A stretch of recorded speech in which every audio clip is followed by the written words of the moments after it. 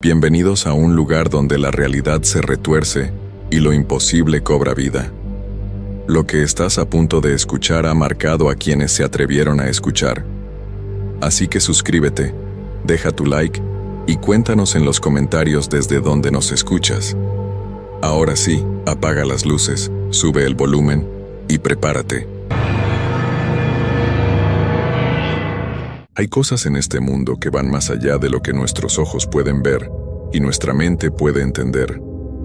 Durante años pensé que todo eso eran supersticiones de gente ignorante, historias inventadas para asustar a los niños.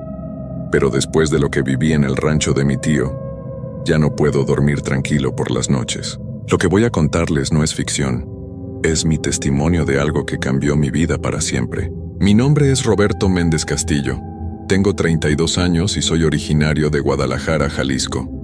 Trabajo como veterinario y siempre he sido una persona muy práctica, de esas que necesitan ver para creer.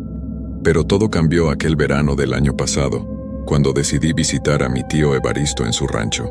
El rancho San Miguel quedaba a unas 3 horas de la ciudad, perdido entre cerros y montañas donde la señal del teléfono apenas llegaba. Mi tío llevaba más de 20 años viviendo ahí solo, después de que mi tía Esperanza murió en un accidente muy extraño.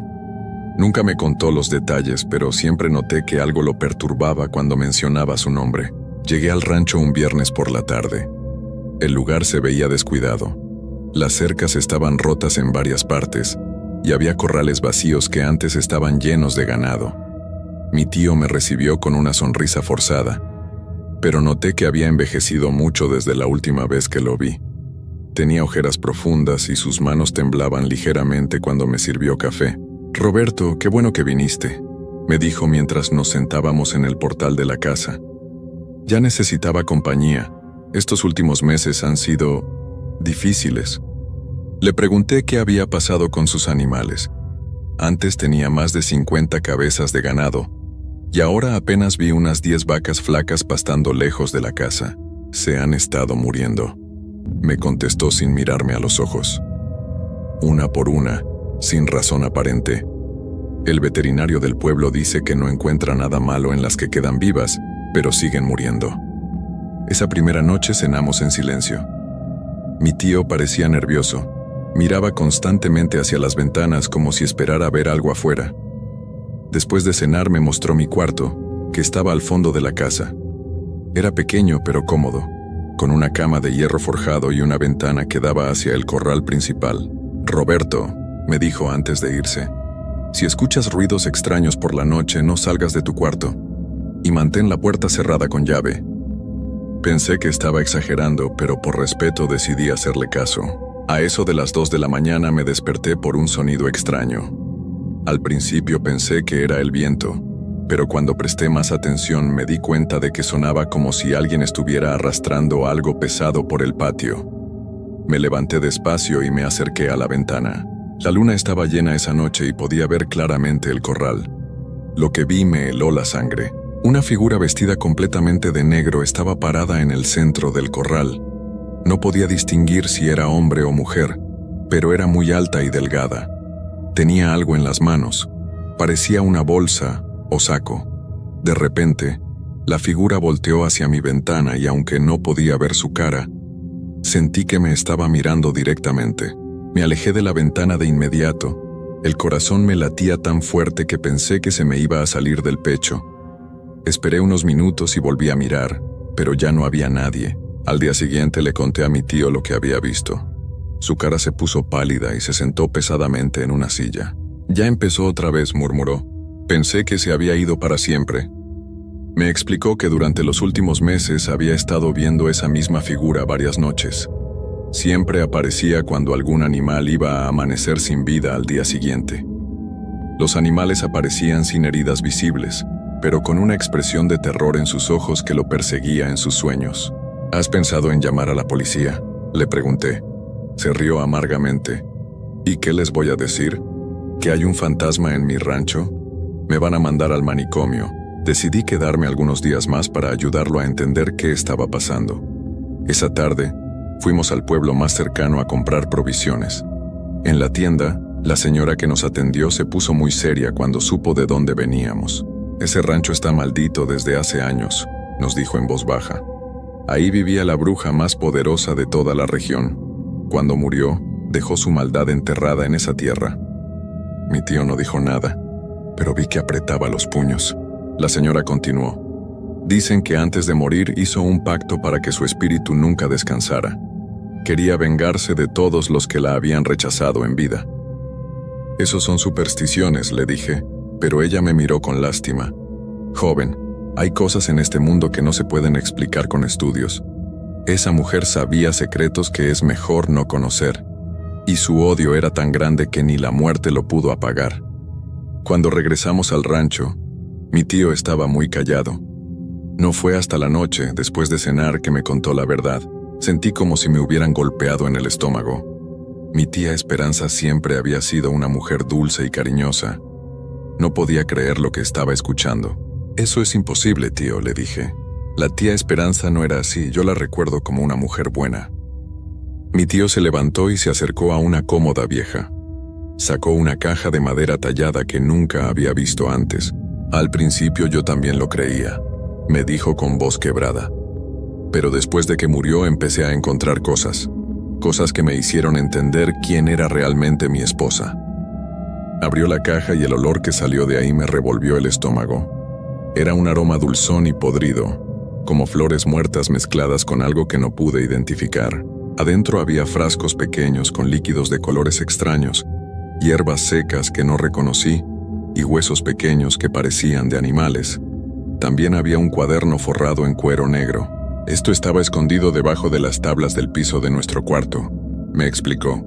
Lo encontré cuando decidí cambiar el piso después de su funeral. Tomó el cuaderno con manos temblorosas y me lo mostró. Las páginas estaban llenas de una escritura que no pude entender, con dibujos extraños y manchas que parecían de sangre seca. No puedo leer lo que dice, pero las imágenes me dan pesadillas, continuó. Hay dibujos de animales con símbolos marcados en sus cuerpos, de personas enfermas, de rituales que no quiero ni imaginar. Me quedé callado, tratando de procesar toda esa información. La tía Esperanza que yo recordaba de mi infancia era completamente diferente a lo que mi tío me estaba describiendo. ¿Cómo murió realmente?, le pregunté. Mi tío cerró los ojos y se sentó otra vez, como si las piernas no lo sostuvieran. Una noche la encontré en el corral, parada en el mismo lugar donde tú viste esa figura. Tenía los brazos levantados hacia la luna y estaba murmurando palabras extrañas. Había dibujado un círculo en la tierra con algo que parecía sangre. Se detuvo un momento, respirando con dificultad. Cuando me vio, sus ojos brillaron de una manera que nunca había visto. No eran los ojos de mi esposa, eran los ojos de algo muy malo. Me gritó cosas horribles en un idioma que no entendí. Después se desplomó y ya no despertó. ¿No llamaste a un doctor? Sí, vino el doctor del pueblo. Dijo que había sido un paro cardíaco, pero yo sabía que había sido otra cosa. Esa misma noche, antes de que viniera el doctor, vi cómo su cuerpo se movía solo, como si algo estuviera tratando de salir de adentro. Un escalofrío me recorrió todo el cuerpo. Traté de convencerme de que mi tío estaba traumatizado por la pérdida y que su mente le estaba jugando malas pasadas, pero algo en su forma de hablar me decía que estaba diciendo la verdad. Después del funeral, continuó, empezaron a pasar cosas extrañas. Los animales comenzaron a enfermarse sin razón. Las cosechas se echaron a perder. Y esa figura empezó a aparecerse por las noches. ¿Crees que es ella? Estoy seguro. Es Esperanza o lo que queda de ella. Ha vuelto para terminar lo que estaba haciendo esa noche. Esa segunda noche decidí quedarme despierto, para ver si la figura aparecía otra vez. Me senté en una silla junto a la ventana, manteniendo las luces apagadas para no ser visto. A las 2 de la mañana exactas, la figura apareció otra vez. Esta vez pude observarla mejor. Era definitivamente una mujer, alta y muy delgada. Llevaba un vestido negro largo que se movía con el viento, pero sus pies no tocaban el suelo. Flotaba a unos centímetros de la tierra. Tenía algo en las manos. Lo levantó hacia la luna y comenzó a moverse en círculos como en una danza macabra. Después se agachó y pareció que estaba enterrando algo en el suelo. De repente, todas las vacas que quedaban en el corral comenzaron a mugir desesperadamente. El sonido era horrible, como si estuvieran sufriendo un dolor terrible. Algunas se tiraron al suelo y comenzaron a convulsionarse. La figura volteó hacia mi ventana otra vez. Esta vez pude ver su cara claramente iluminada por la luna. Era mi tía Esperanza, pero no como yo la recordaba. Su piel estaba gris y sus ojos eran completamente negros. Su boca estaba abierta en una sonrisa terrible que mostraba dientes podridos. Tenía el cabello enmarañado y sucio, como si hubiera salido de una tumba. Me miró directamente y levantó una mano hacia mí. Sentí como si una fuerza invisible me estuviera jalando hacia la ventana. Luché contra esa sensación, pero era muy fuerte. Mis pies comenzaron a moverse solos hacia la ventana. Fue entonces cuando recordé lo que mi tío me había dicho la primera noche sobre mantener la puerta cerrada. Con todas mis fuerzas logré alejarme de la ventana y corrí hacia la puerta para asegurarme de que estuviera bien cerrada. Del otro lado pude escuchar pasos acercándose lentamente.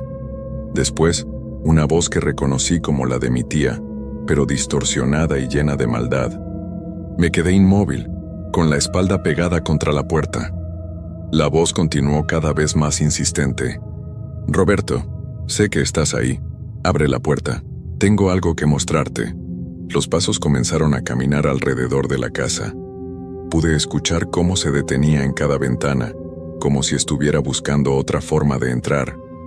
El sonido de sus uñas arañando los cristales me ponía los nervios de punta. «No tengas miedo, sobrino. Soy yo, tu tía Esperanza. Solo quiero platicar contigo como antes». Pero esa voz no sonaba como la tía Esperanza que yo recordaba. Era áspera y tenía un eco extraño, como si viniera de muy lejos. Decidí quedarme completamente quieto hasta que amaneciera. Los pasos continuaron toda la noche, yendo y viniendo alrededor de la casa. De vez en cuando se detenían justo afuera de mi cuarto y escuchaba respiraciones pesadas y profundas.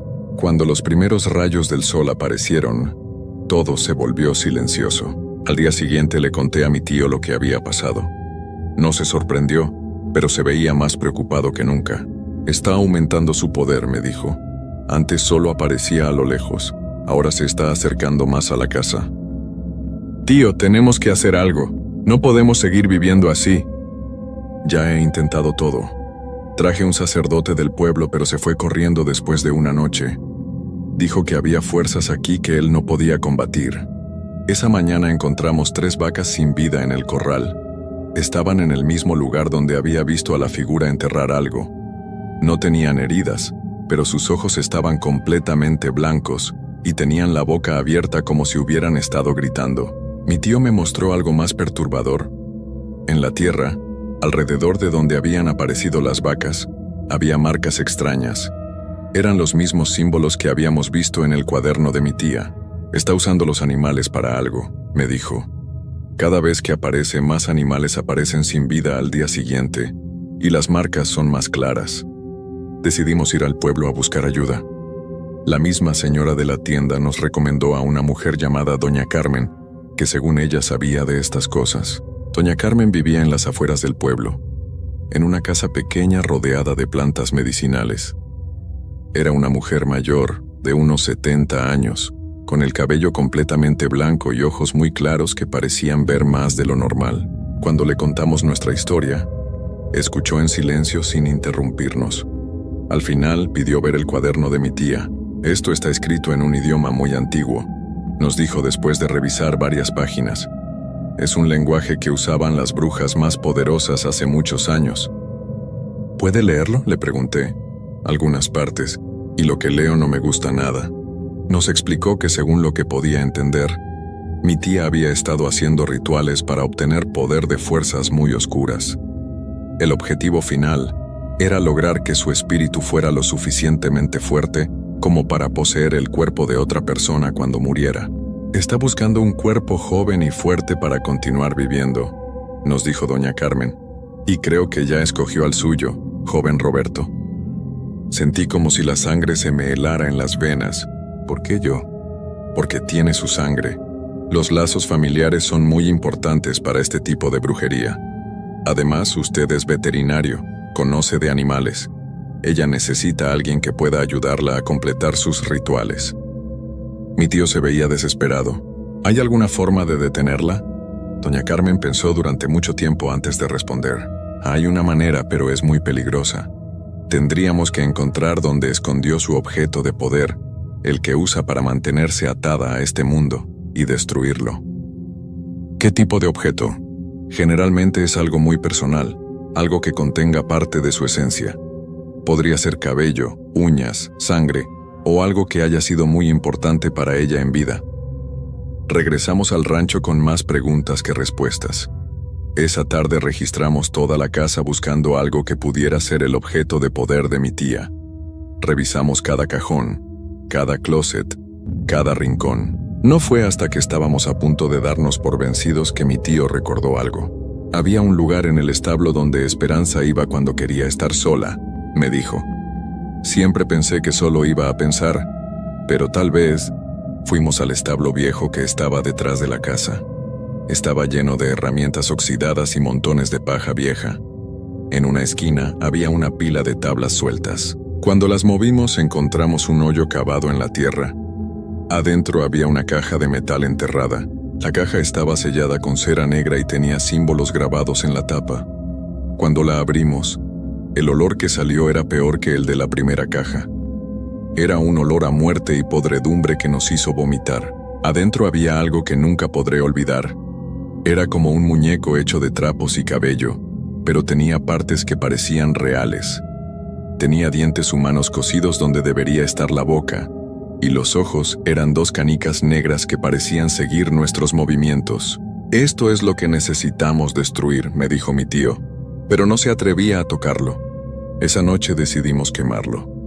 Hicimos una fogata grande en el patio lejos de la casa y preparamos todo para destruir el objeto, pero cuando el sol se ocultó completamente, nos dimos cuenta de que habíamos cometido un error terrible. La figura de mi tía apareció más clara que nunca, pero esta vez no estaba sola. Había otras figuras con ella, sombras oscuras que se movían de manera antinatural. Mi tío y yo nos quedamos paralizados viendo cómo esas figuras oscuras se acercaban lentamente hacia nosotros. La fogata que habíamos encendido comenzó a parpadear como si algo invisible estuviera soplando las llamas. «Roberto», me dijo mi tío con voz temblorosa, «quema el muñeco ahora, rápido». Tomé el objeto con las manos, aunque tocarlo me daba asco y terror. Se sentía tibio y húmedo, como si estuviera vivo. Cuando lo acerqué al fuego, todas las figuras se detuvieron y comenzaron a hacer un sonido horrible, como lamentos que salían de la tierra misma. La tía Esperanza se adelantó al resto de las sombras. Su cara se veía más descompuesta que antes. Tenía la piel colgando en jirones, y sus ojos negros brillaban con un odio tan profundo que me helaba la sangre. «No te atrevas», me dijo con esa voz distorsionada. «Ese objeto me pertenece. Sin él, no puedo descansar». «Eso es exactamente lo que queremos», le respondí aunque la voz me temblaba. Acerqué el muñeco más al fuego, pero cuando las llamas lo tocaron algo terrible pasó. Sentí como si 1000 agujas me estuvieran clavando en todo el cuerpo. El dolor era tan intenso que caí de rodillas. La tía Esperanza se rió de una manera espantosa. «¿Crees que va a ser tan fácil? Ese objeto está conectado conmigo, pero también contigo, Roberto. Lleva parte de tu sangre también». No entendía de qué hablaba hasta que vi una mancha oscura en una esquina del muñeco. Era sangre seca, pero reconocí el lugar. Era de una cortada que me había hecho cuando era niño, y mi tía me había curado. «Guardé esa sangre todos estos años», continuó. «Sabía que algún día la necesitaría. Ahora somos uno, Roberto. Si destruyes el objeto, morirás conmigo». Mi tío me miró con horror. «Roberto, no lo hagas, debe haber otra manera». Pero yo sabía que no había otra salida. Las figuras oscuras comenzaron a acercarse otra vez, y pude ver que algunas llevaban las caras de los animales que habían aparecido sin vida en el rancho. Tenían los ojos en blanco y las bocas abiertas en gritos silenciosos. «Si no lo hago ahora», le dije a mi tío, «ella va a poseer mi cuerpo y va a ser peor. Al menos así se termina todo». Antes de que pudiera detenerme, arrojé el muñeco directamente al centro de la fogata. Lo que pasó después fue indescriptible. Un grito salió de la tía Esperanza que parecía venir del mismo infierno. Todas las figuras oscuras comenzaron a desvanecerse como humo, pero no antes de dejarme ver sus caras. Eran todas las personas y animales que mi tía había usado para sus rituales durante años. El dolor en mi cuerpo aumentó hasta volverse insoportable. Sentía como si algo me estuviera desgarrando desde adentro. Caí al suelo y comencé a convulsionarme. La tía Esperanza se acercó a mí, pero ya se estaba desvaneciendo también. Si voy a desaparecer, me llevaré una parte tuya conmigo. Me susurró al oído. Nunca estarás completo otra vez, Roberto. Siempre sabrás que una parte de ti se fue conmigo a la oscuridad. Y entonces todo se volvió negro. Desperté 3 días después en el hospital del pueblo. Mi tío estaba sentado junto a mi cama, con la cara llena de preocupación. ¿Qué pasó?, le pregunté, aunque mi voz sonaba extraña como si no fuera completamente mía. Te desmayaste después de que el muñeco se quemó. La figura de Esperanza desapareció, y todas las sombras también. Pensé que habías muerto. Me levanté y me miré en el espejo que había en el cuarto. Me veía diferente. Mis ojos tenían un color más opaco y mi piel se veía grisácea. Pero lo peor era la sensación de vacío que tenía adentro, como si una parte importante de mí hubiera desaparecido para siempre. ¿Los animales del rancho?, pregunté. ¿Están bien? Mi tío asintió, pero no parecía completamente aliviado. Sí, ya no han aparecido más animales sin vida, pero Roberto, hay algo más. ¿Qué? Desde que despertaste has estado hablando dormido, y no hablas con tu voz. Hablas con la voz de Esperanza. Sentí un frío terrible en el estómago. ¿Qué dice? Dice que está esperando, que encontró una forma de quedarse, que no se fue completamente. Esa noche cuando regresamos al rancho, me di cuenta de que mi tío tenía razón. Podía sentir algo moviéndose dentro de mí, algo que no me pertenecía. Y cuando me veía en los espejos, a veces veía 2 reflejos en lugar de uno. Han pasado varios meses desde entonces. Mi tío vendió el rancho y se fue a vivir con otros parientes. Yo regresé a Guadalajara, pero las cosas nunca han sido iguales. Por las noches, cuando trato de dormir, escucho la voz de mi tía Esperanza susurrándome desde adentro de mi propia cabeza. Me cuenta secretos terribles, me enseña cosas que no quiero saber. Y poco a poco, siento como si ella fuera tomando más control. Mis manos ya no tiemblan como antes. Mis ojos se han vuelto más oscuros. Y últimamente he comenzado a tener sueños donde veo rituales y hechizos que nunca había conocido. La peor parte es que ya no siento miedo. Esa sensación de terror que tuve durante toda mi experiencia en el rancho se ha ido. En su lugar, hay algo frío y calculador que crece cada día. Ayer encontré un cuaderno en mi escritorio que nunca había visto antes. Tiene una cubierta de cuero negro, exactamente igual al que encontramos en el rancho. Cuando lo abrí, había páginas escritas con mi propia letra, pero no recuerdo haber escrito nada. Los símbolos y dibujos son idénticos a los que había en el cuaderno de mi tía. Ahora entiendo la verdad. Esperanza no desapareció esa noche. Solo cambió de lugar. Ya no está en el rancho. Está dentro de mí, y cada día se vuelve más fuerte. Ya comencé a comprar hierbas extrañas y frascos pequeños, aunque no recuerdo haber decidido hacerlo.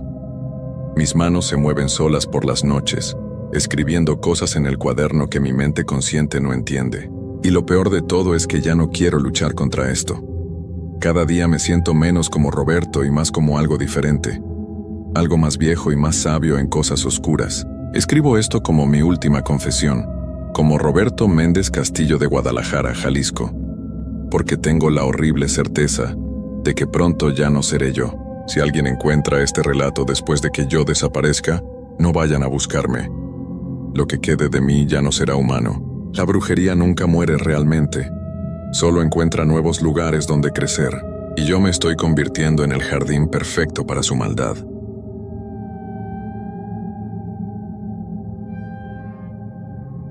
Antes de contarles esta historia, debo decir que nunca creí en cosas raras hasta que me pasó lo que les voy a contar. Siempre pensé que las historias de fantasmas eran puras mentiras, cosas que la gente inventaba para asustar. Pero después de lo que viví trabajando de noche, ya no pienso igual. Todavía me despierto sudando frío recordando esas noches. Mi nombre es Carlos Eduardo Mendoza Ruiz. Tengo 34 años y vivo en Guadalajara, México. Trabajo como vigilante de seguridad desde hace 8 años, pero nunca había vivido algo como lo que pasó en ese edificio de oficinas del centro de la ciudad. Era un trabajo como cualquier otro, o al menos eso pensaba. Todo comenzó en septiembre del año pasado. La empresa de seguridad donde trabajo me asignó un nuevo lugar, un edificio de 20 pisos, lleno de oficinas de diferentes empresas.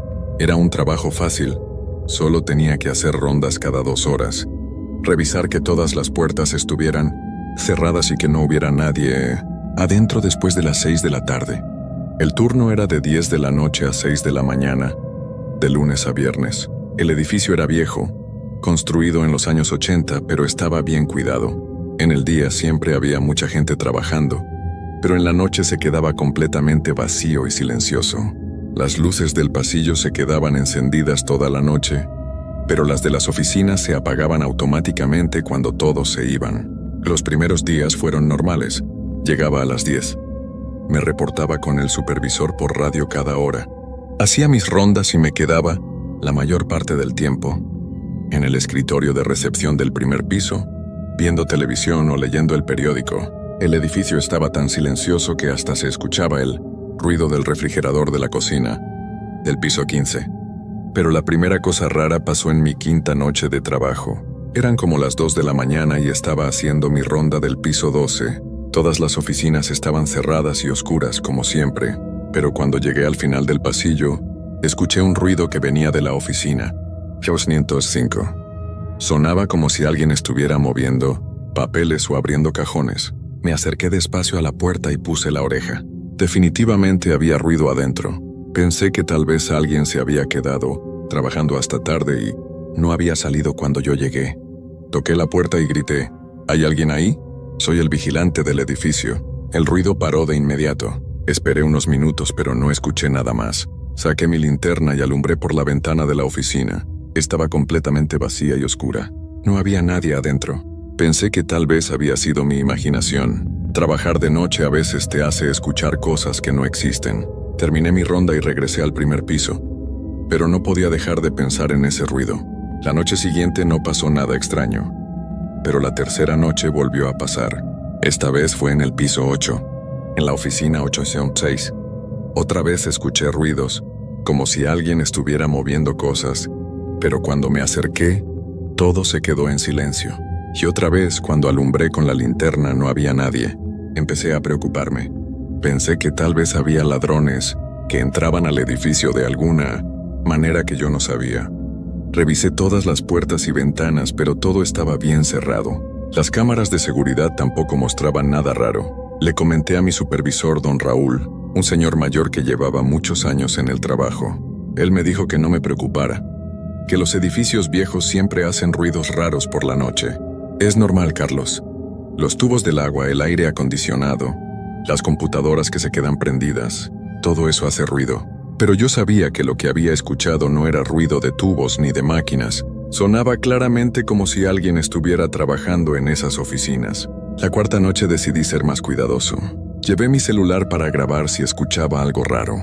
Y efectivamente, a las 2:30 de la mañana, mientras hacía mi ronda del piso 15, escuché el mismo tipo de ruidos en la oficina 1507. Esta vez no toqué la puerta. Me quedé callado y saqué mi celular para grabar. Los ruidos duraron como 5 minutos. Se escuchaba claramente como si alguien estuviera abriendo cajones, moviendo papeles y hasta escribiendo en una máquina de escribir, aunque esa oficina solo tenía computadoras. Cuando los ruidos pararon, esperé otros 10 minutos antes de acercarme a la ventana. Como siempre, la oficina estaba vacía y oscura, pero esta vez noté algo diferente. Había papeles tirados en el suelo. Cuando estoy seguro de que en la tarde todo estaba ordenado. Esa noche no pude dormir cuando llegué a mi casa. Escuché la grabación que había hecho y los ruidos se oían clarísimos. No era mi imaginación. Al día siguiente hablé con el conserje del edificio, don Miguel, que llevaba trabajando ahí desde que se construyó. Le pregunté si había pasado algo extraño en el edificio antes. Don Miguel se puso serio cuando le conté lo que había estado escuchando. Me dijo que se sentara porque me iba a contar algo que muy pocas personas sabían. Hace como 15 años, me dijo, trabajaba aquí un contador que se llamaba Roberto Vázquez. Era un hombre muy dedicado a su trabajo. Siempre se quedaba hasta muy tarde terminando los números de las empresas. Trabajaba en diferentes oficinas del edificio, dependiendo de qué empresa necesitara sus servicios. Don Miguel hizo una pausa y siguió. Una noche, Roberto se quedó trabajando hasta muy tarde, como siempre, pero esa noche le dio un infarto mientras estaba en su escritorio. Como no había nadie más en el edificio, nadie se dio cuenta hasta el día siguiente cuando llegaron los otros trabajadores. Se me puso la piel chinita cuando escuché eso. Le pregunté en qué oficinas trabajaba Roberto. En muchas, me contestó don Miguel, pero las que más usaba eran la 1205, la 806 y la 1507. Siempre andaba con su máquina de escribir, portátil porque no le gustaban las computadoras. Decía que eran muy complicadas para él. No podía creerlo. Esas eran exactamente las oficinas donde había estado escuchando los ruidos. Y el sonido de la máquina de escribir que había grabado ahora tenía sentido. ¿Y han pasado cosas raras desde entonces?, le pregunté. Don Miguel asintió.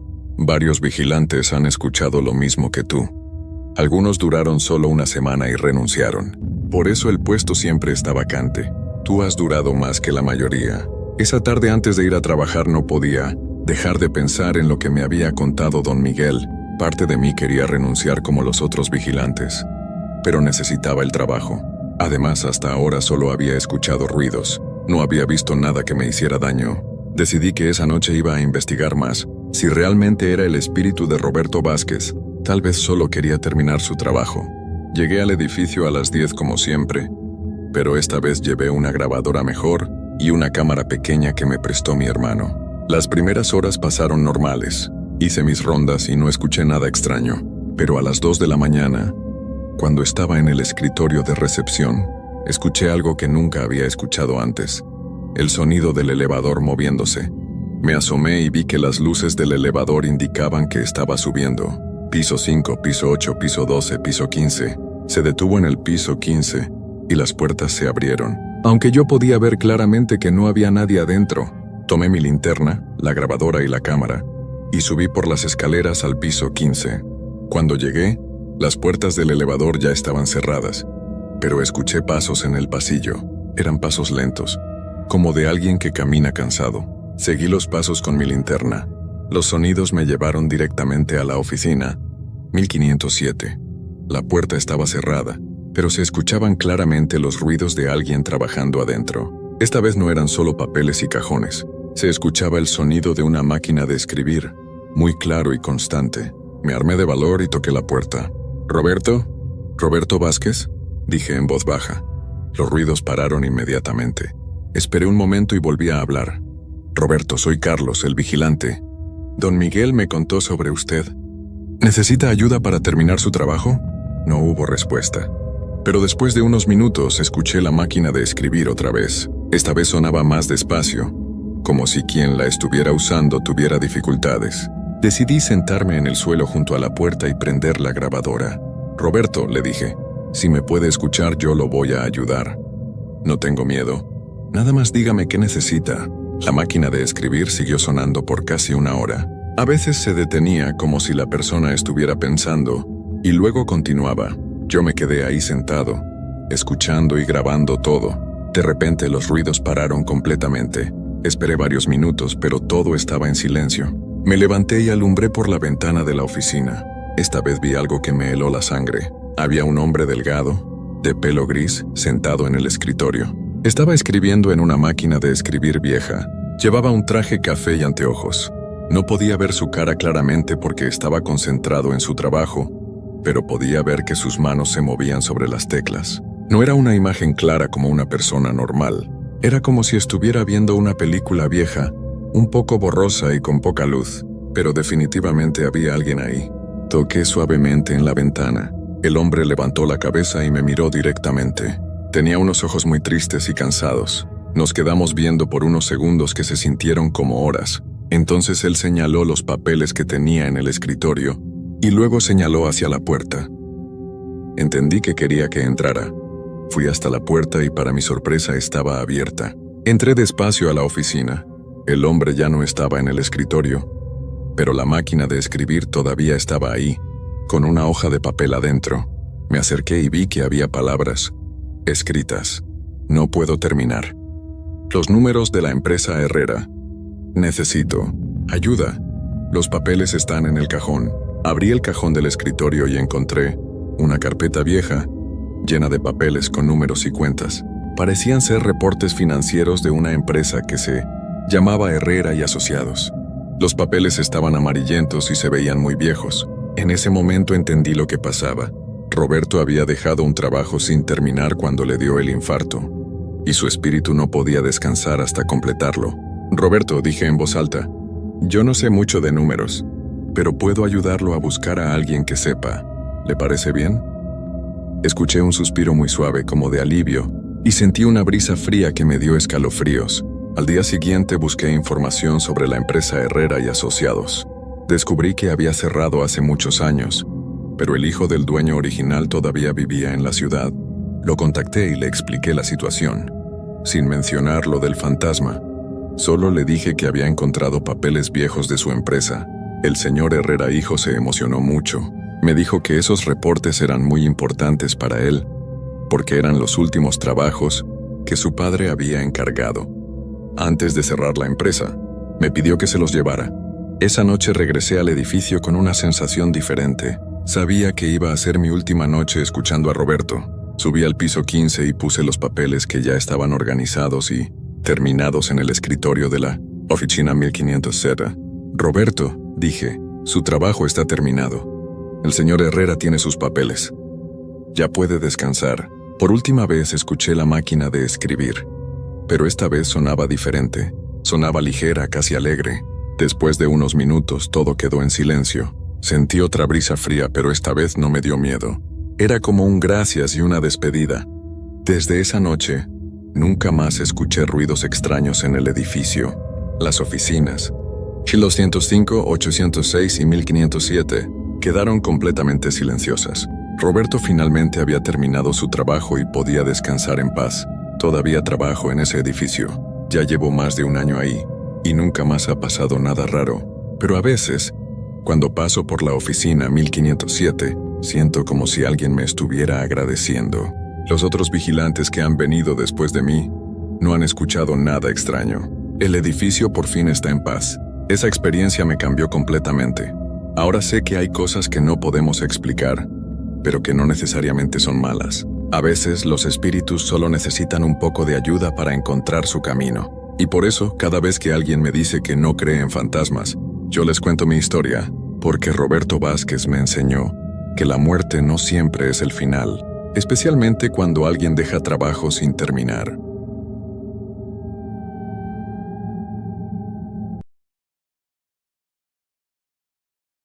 Antes de contarles esta historia, quiero que sepan que todo lo que van a leer realmente me pasó. Han pasado 5 años desde aquella noche en el cementerio San Miguel de mi pueblo, y aún despierto sudando frío recordando cada detalle. Nunca había creído en estas cosas hasta que las viví en carne propia. Mi nombre es Carlos Eduardo Mendoza Ruiz. Tengo 28 años y soy de Tlaxcala, México. Trabajo como mecánico en el taller de mi papá. Pero después de lo que pasó esa noche, mi vida cambió completamente. Todo comenzó un viernes de octubre del 2019. Mi primo, Javier, había llegado de la ciudad con unas ideas muy raras en la cabeza.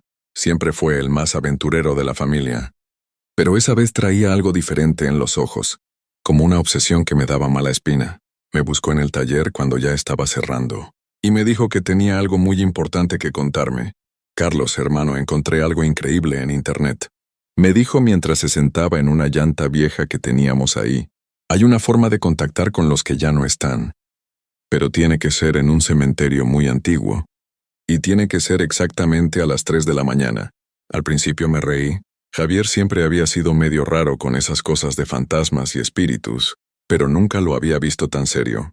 Me mostró unos papeles que había impreso, llenos de instrucciones muy específicas, sobre cómo hacer lo que él llamaba el ritual de comunicación. Según lo que había leído, si seguías todos los pasos correctamente, podías hablar con cualquier persona que hubiera fallecido, pero tenía que ser en un cementerio que tuviera más de 100 años. ¿Y para qué quieres hacer eso? Le pregunté mientras limpiaba mis manos con un trapo sucio de aceite. Javier se quedó callado un momento, mirando hacia el suelo, y entonces me contó la verdadera razón. Su novia, María Fernanda, había fallecido en un accidente de carro 3 meses atrás.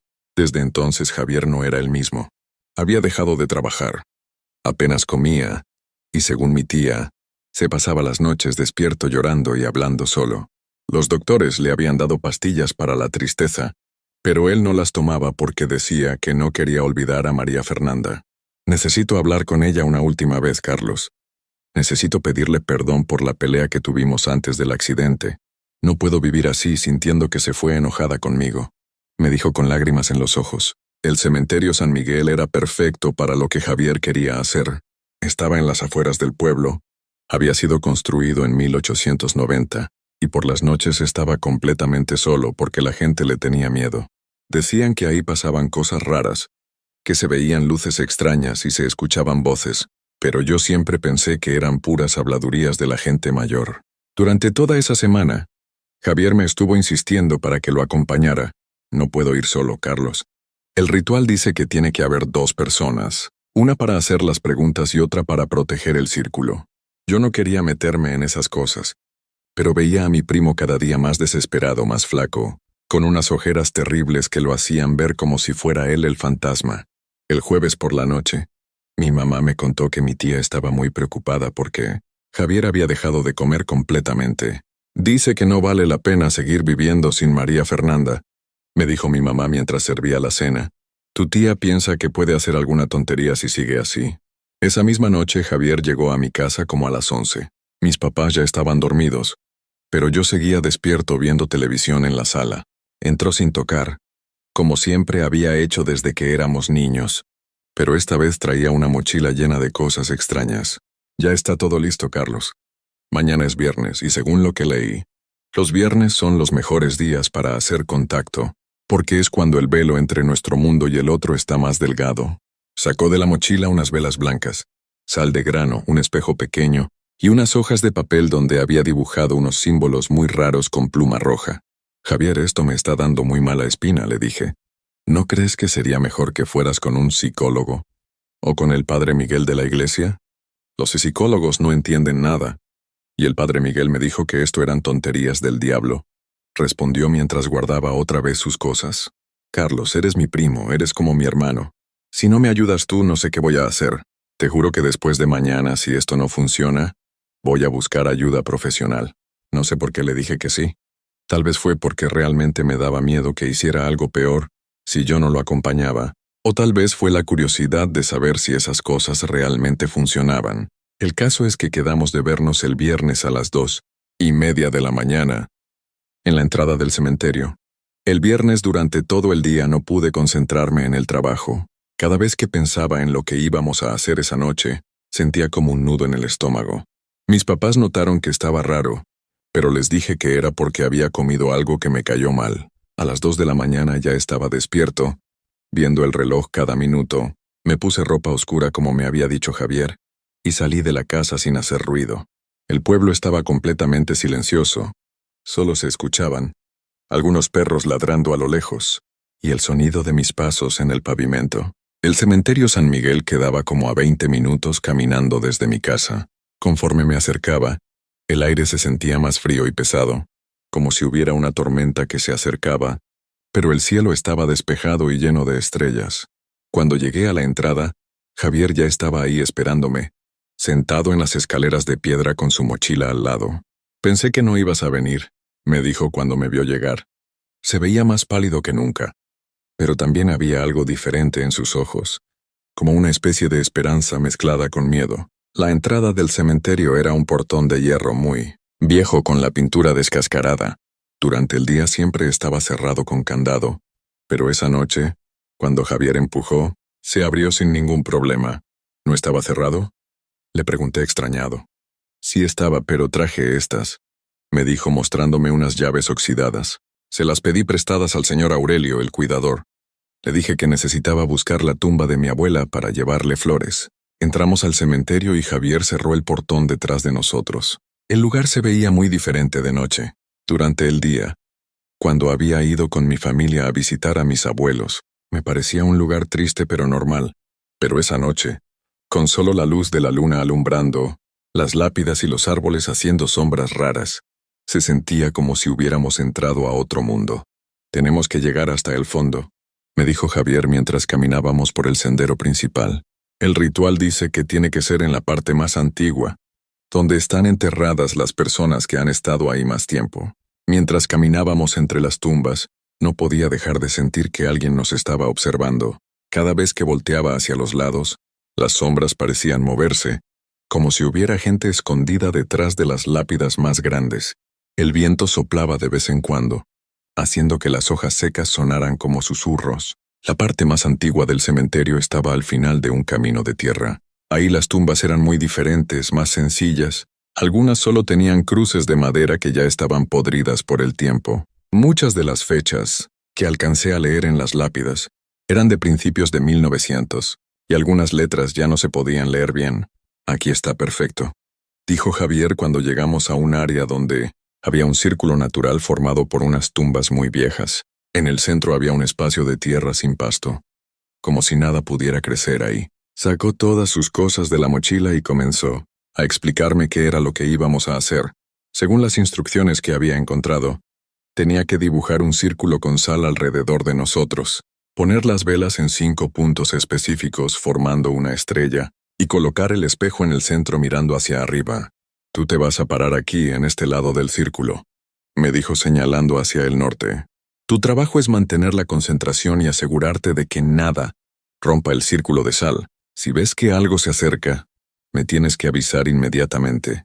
Mientras Javier terminaba de preparar todo, yo miraba hacia todos lados sintiendo que el aire cada vez estaba más pesado. Era como si el cementerio entero estuviera despertando, como si nuestra presencia hubiera activado algo que había estado dormido durante mucho tiempo. Cuando finalmente terminó de acomodar todo, Javier sacó una foto de María Fernanda y la puso junto al espejo. Era una foto donde se veían los dos sonriendo en una feria, probablemente tomada apenas unas semanas antes del accidente. ¿Estás listo?, me preguntó mientras se arrodillaba frente al espejo. Yo no estaba listo para nada, pero ya no podía echarme para atrás. Mi primo necesitaba mi ayuda, y a pesar del miedo que sentía no lo iba a dejar solo. Sí, estoy listo, le mentí. Javier encendió las 5 velas con un encendedor, y inmediatamente el ambiente cambió por completo. El aire se sintió más espeso, como si fuéramos a ahogarnos, y las sombras alrededor del círculo comenzaron a moverse de una manera que no era natural. Era como si las mismas tumbas estuvieran respirando. María Fernanda Gutiérrez López, comenzó a decir Javier mirando fijamente el espejo. Si puedes escucharme, por favor dame una señal. Necesito hablar contigo una última vez. Por unos minutos no pasó nada, solo estábamos ahí, parados en medio de un cementerio a las 3 de la mañana, rodeados de velas que hacían sombras extrañas en nuestras caras. Yo empezaba a pensar que todo esto había sido una pérdida de tiempo, cuando de repente una de las velas se apagó sola, sin que hubiera viento. ¿Viste eso?, me susurró Javier sin quitar los ojos del espejo. Antes de que pudiera responder, otra vela se apagó y luego otra. En pocos segundos solo quedaban 2 velas encendidas, y la temperatura bajó tanto que podía ver mi propio aliento saliendo como vapor. Mis manos comenzaron a temblar, pero no sabía si era por el frío o por el miedo. María Fernanda, si eres tú, enciende las velas otra vez, pidió Javier con voz temblorosa. Una por una las velas volvieron a encenderse solas, pero ahora las llamas eran más altas y se movían de una manera muy rara, como si estuvieran bailando. El espejo en el centro del círculo comenzó a empañarse, como cuando respiras sobre un vidrio frío, pero ninguno de nosotros estaba cerca. Javier, le dije tratando de mantener la calma, creo que deberíamos irnos. Pero él no me escuchaba. Estaba completamente concentrado mirando el espejo, donde las gotas de vapor comenzaron a formar letras. Primero apareció una H, luego una O, después una L, y finalmente una A. «Hola», gritó Javier con emoción. «María Fernanda, ¿eres tú? Sabía que ibas a venir». Yo no podía creer lo que estaba viendo. Las letras se borraron y aparecieron otras nuevas. S, I, S, O, Y, Idica. Sí soy yo, leyó Javier en voz alta. Tenía lágrimas corriendo por sus mejillas, pero estaba sonriendo. María Fernanda, mi amor, necesito pedirte perdón por lo que te dije antes del accidente. No quise lastimarte. Estaba enojado, pero no lo decía en serio. El espejo se empañó completamente por unos segundos, y cuando se aclaró aparecieron más letras. I. Aquel, O-S, I. Ya lo sé, tradujo Javier. ¿Ya lo sabes? ¿Me perdonas entonces? Esta vez las letras tardaron más en aparecer, como si la persona del otro lado estuviera pensando qué decir. N. Omaopiteo, A. D. O. No puedes. Le preguntó Javier confundido. ¿Por qué no puedes perdonarme? Mientras esperábamos la respuesta, comencé a notar que algo más estaba pasando alrededor de nosotros. Las sombras entre las tumbas se estaban moviendo más, como si hubiera gente caminando por ahí, pero cada vez que miraba directamente hacia algún lugar, no veía nada. También empecé a escuchar susurros muy bajitos, como si varias personas estuvieran hablando al mismo tiempo, pero muy lejos.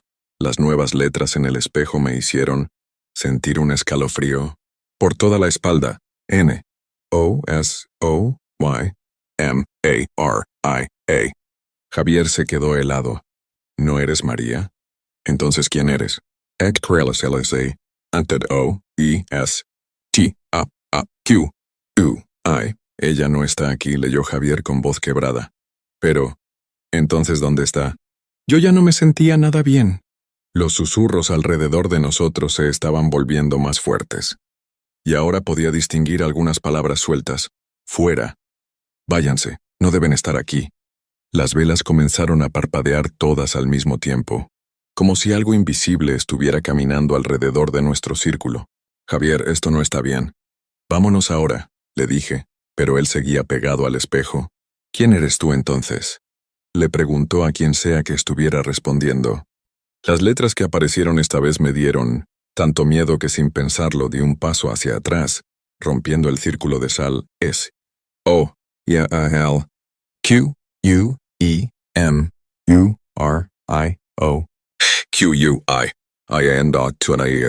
Soy el que murió aquí antes, o leyó Javier, y por primera vez desde que habíamos empezado, vi miedo en sus ojos. En cuanto rompí el círculo de sal, todo cambió. Las velas se apagaron de golpe, dejándonos en completa oscuridad. Los susurros se volvieron gritos, y podía escuchar pasos corriendo entre las tumbas, como si docenas de personas hubieran empezado a moverse al mismo tiempo. «Carlos, ¿dónde estás?», gritó Javier en la oscuridad. «Aquí estoy», y le respondí tratando de llegar hasta donde creía que estaba. Saqué mi celular para usar la linterna, pero cuando la encendí lo que vi me hizo gritar. Javier estaba arrodillado en el mismo lugar, pero ahora había alguien más dentro del círculo roto. Era una figura de hombre, muy alta y delgada, vestida con ropa vieja y sucia. No podía ver su cara porque la tenía agachada, pero sus manos eran horribles, como si hubieran estado bajo tierra durante muchos años. «Javier, sal de ahí ahora mismo», le grité, pero él parecía estar en shock, mirando fijamente a la figura que tenía enfrente. La cosa levantó la cabeza lentamente, y cuando vi su cara, sentí que el corazón se me iba a salir del pecho. No tenía ojos, solo 2 huecos negros, y su boca estaba abierta como si estuviera gritando, pero no salía ningún sonido. Su piel era gris y estaba llena de tierra y gusanos. «Tú me despertaste», dijo con una voz que sonaba como si viniera de muy lejos. Hacía tanto tiempo que nadie venía a visitarme. Javier finalmente reaccionó, y trató de levantarse para salir corriendo, pero la cosa lo agarró de la muñeca con una de sus manos horribles. «No te vayas todavía. Acabamos de conocernos». «¡Suéltalo!», y le grité mientras corría hacia ellos. Pero cuando llegué al círculo, sentí como si hubiera chocado contra una pared invisible. No podía entrar. Más figuras comenzaron a aparecer alrededor de nosotros. Salían de detrás de las lápidas, de detrás de los árboles, y algunas parecía que estaban saliendo directamente de la tierra. Todas tenían el mismo aspecto horrible, como si hubieran estado enterradas durante muchos años y acabaran de despertar. «Hacía mucho tiempo que no teníamos visitas», dijo otra de las figuras, esta vez una mujer que caminaba arrastrando los pies. «¿Vinieron a jugar con nosotros?». Javier estaba completamente paralizado de miedo. Tenía los ojos muy abiertos y la boca seca, como si no pudiera respirar bien. La primera figura, La que lo tenía agarrado acercó su cara horrible a la de mi primo. Tú buscabas a alguien, ¿verdad? A una chica joven que murió hace poco. Pero ella no está aquí. Ella está en un lugar mucho mejor. Nosotros estamos atrapados aquí, en este lugar frío y oscuro, desde hace tanto tiempo que ya no recordamos cómo era estar vivos. Más figuras siguieron apareciendo, hasta que éramos solo 2 personas vivas, rodeadas por lo que parecían ser docenas de almas en pena. Algunas se veían como personas normales, pero transparentes, mientras que otras estaban en un estado tan horrible que no podía mirarlas directamente. ¿Quieren quedarse con nosotros? Preguntó una voz desde algún lugar entre las sombras. Aquí nunca se está solo. Somos una gran familia. Traté desesperadamente de romper la barrera, invisible que me impedía llegar hasta Javier. Golpeé con los puños, pateé, grité, pero era como si hubiera un vidrio muy grueso separándonos. Mi primo me miraba con una expresión de terror absoluto, pero también parecía estar perdiendo la fuerza para resistirse. No, le dijo débilmente a la figura que lo tenía agarrado. Yo solo quería hablar con María Fernanda. No quiero quedarme aquí. Pero ella no te está esperando, respondió la cosa con voz burlona. Ella ya siguió su camino. En cambio, nosotros hemos estado esperando tanto tiempo. Somos mejores compañeros que los vivos. Los vivos siempre se van, siempre te dejan solo. Nosotros nunca nos vamos. La temperatura siguió bajando, hasta que mi aliento salía como nubes espesas de vapor. Mis dedos estaban tan fríos que ya no podía sentirlos, y comencé a temblar sin control. Pero lo que más miedo me daba era ver cómo Javier poco a poco dejaba de luchar. Tal vez tengan razón, murmuró mi primo. Tal vez sea mejor quedarme aquí. Total, en el mundo de los vivos ya no tengo nada. No digas eso. Le grité desde afuera del círculo. Tienes familia. Tus papás te necesitan. Yo te necesito. Pero parecía que ya no me escuchaba. La figura principal comenzó a jalarlo hacia una de las tumbas más viejas, una que tenía una lápida tan deteriorada que no se podía leer el nombre. Otras figuras se acercaron para ayudar, todas estirando sus manos horribles hacia mi primo. De repente, recordé algo que había visto en una película de terror. Sin pensarlo mucho, comencé a rezar el Padre Nuestro en voz alta. Padre nuestro que estás en los cielos, santificado sea tu nombre. Las figuras se detuvieron inmediatamente y voltearon a verme con expresiones de dolor, como si mis palabras las estuvieran lastimando. La que tenía agarrado a Javier aflojó un poco su agarre. Venga a nosotros tu reino, hágase tu voluntad así en la tierra como en el cielo. Algunas de las figuras comenzaron a retroceder, cubriéndose las caras con las manos. La barrera invisible que me impedía entrar al círculo se debilitó lo suficiente para que pudiera meter un brazo. El pan nuestro de cada día dánoslo hoy, y perdónanos nuestras deudas así como nosotros perdonamos a nuestros deudores. Pude meter medio cuerpo y estirar la mano hacia Javier. Agárrate de mi mano, le grité. Mi primo reaccionó como si despertara de un sueño profundo. Estiró su mano libre hacia mí mientras la figura horrible trataba de arrastrarlo en dirección contraria. Y no nos dejes caer en la tentación, mas líbranos del mal. Logré agarrar la mano de Javier y comencé a jalarlo hacia mí con todas mis fuerzas. La figura que lo tenía agarrado gritó con una voz que sonaba como metal raspando contra piedra, y finalmente lo soltó. Los dos salimos corriendo del círculo roto, mientras detrás de nosotros escuchábamos gritos y lamentos de todas las figuras que habían aparecido. Corrimos entre las tumbas sin mirar atrás, tropezándonos con las lápidas más bajas, rasguñándonos con las ramas de los árboles, pero sin detenernos ni un segundo. Cuando finalmente llegamos al portón de la entrada, estaba cerrado con candado otra vez. Javier sacó las llaves con manos temblorosas, pero le costó mucho trabajo porque no podía dejar de temblar. Detrás de nosotros los gritos se estaban acercando. «Apúrate», le grité mientras miraba hacia atrás. Podía ver luces extrañas moviéndose entre las tumbas, acercándose hacia nosotros. Finalmente logró abrir el candado y salimos del cementerio, corriendo como nunca habíamos corrido en nuestras vidas. No paramos hasta llegar a la plaza principal del pueblo, donde las luces de la calle nos hicieron sentir un poco más seguros. Nos sentamos en una banca, tratando de recuperar el aliento y de procesar lo que acababa de pasar. Los dos estábamos empapados de sudor frío, a pesar de que la temperatura había estado tan baja en el cementerio. «Carlos», me dijo Javier después de unos minutos en silencio, ¿Realmente viste lo que yo vi? Sí, le respondí sin poder mirarlo a los ojos. Lo vi todo. Entonces no estoy loco. No, no estás loco. Pero creo que hicimos algo muy peligroso. Javier se quedó callado un rato más y luego comenzó a llorar.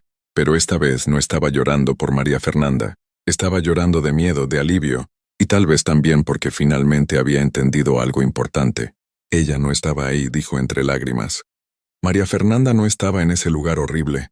Eso significa que está en un lugar mejor, ¿verdad? Yo no sabía qué responder, pero asentí con la cabeza. En ese momento, lo único que importaba era que los dos habíamos salido vivos de ahí. Nos quedamos en la plaza hasta que salió el sol. Ninguno de los dos quería volver a casa todavía. Como si la luz del día fuera lo único que nos podía proteger de lo que habíamos despertado en el cementerio. Cuando finalmente empezó a llegar gente a abrir sus negocios, decidimos que ya era seguro separarnos. ¿Le vas a contar a alguien lo que pasó?, me preguntó Javier antes de irse. ¿Tú le vas a contar a alguien?, le respondí. Los dos sabíamos la respuesta. ¿Quién nos iba a creer? Si les contábamos a nuestras familias que habíamos visto fantasmas en el cementerio, nos iban a llevar con un doctor o con el padre Miguel para que nos bendijera. Mejor guardémoslo entre nosotros, decidimos. Pero guardar el secreto no fue lo único que tuvimos que hacer. Durante las siguientes semanas, comenzaron a pasar cosas muy extrañas que nos confirmaron que lo que habíamos vivido esa noche había sido completamente real.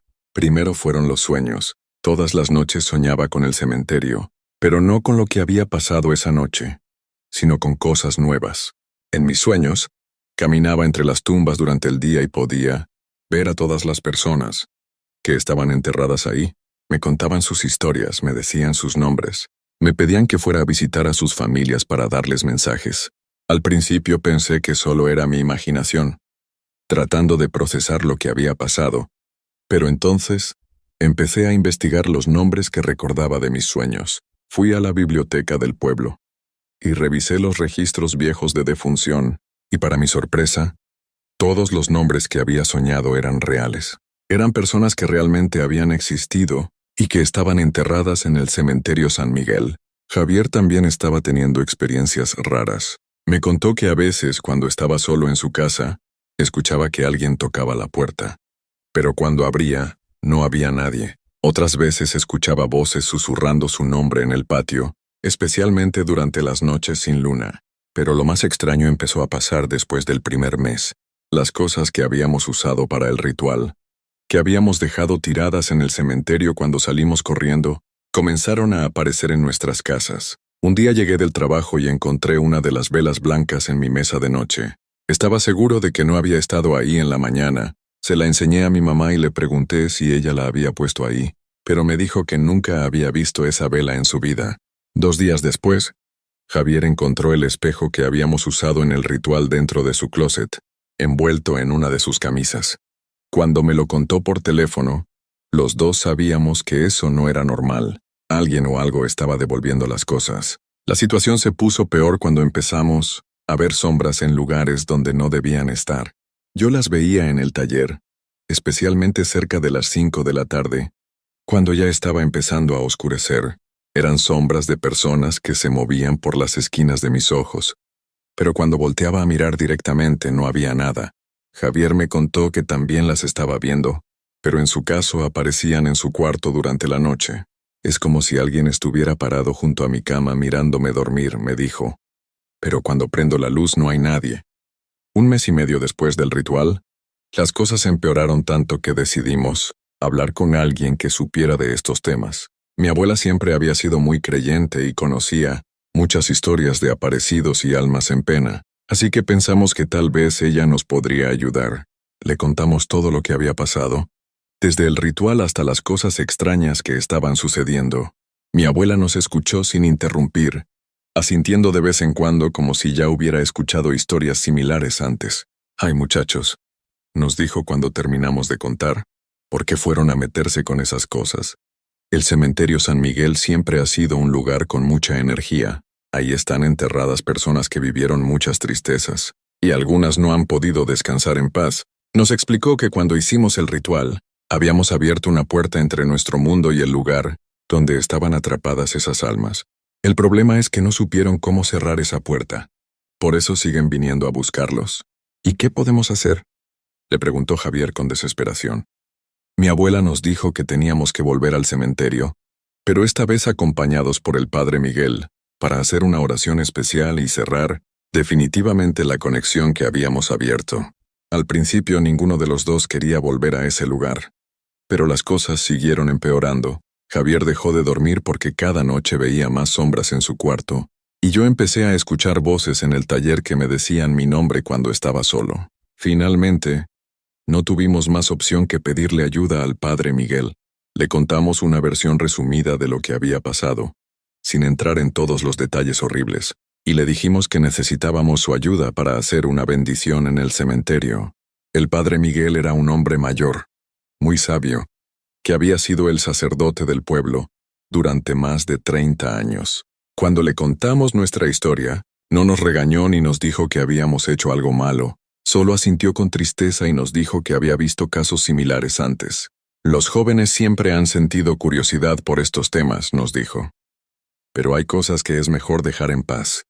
Sin embargo, ahora que ya se metieron en esto, tenemos que arreglarlo correctamente. Una semana después, el padre Miguel nos acompañó al cementerio San Miguel.